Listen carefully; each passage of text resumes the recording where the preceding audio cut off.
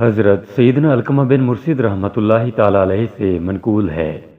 حضرت سیدنا مسروق بن اجدع رحمۃ اللہ تعالی علیہ کی زوجہ محترمہ رحمۃ اللہ تعالی علیہ فرماتی ہیں، حضرت سیدنا مسروق علیہ رحمۃ اللہ المعبود نماز میں طویل قیام کرتے، جس کی وجہ سے آپ رحمۃ اللہ تعالی علیہ کی پنڈلیاں سوج جاتی۔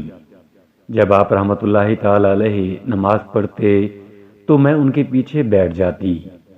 آپ رحمۃ اللہ تعالی علیہ کی حالت دیکھ دیکھ کر مجھے بہت ترس آتا اور میں روتی رہتی۔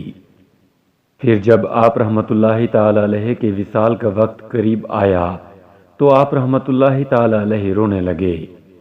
جب آپ رحمۃ اللہ تعالی علیہ سے رونے کا سبب پوچھا گیا تو آپ رحمۃ اللہ تعالی علیہ نے ارشاد فرمایا، میں کیوں نہ روؤں؟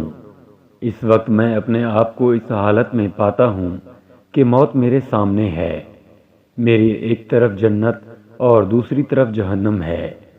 اب معلوم نہیں کہ موت مجھے جہنم کی طرف دھکیلتی ہے یا جنت میں لے جاتی ہے۔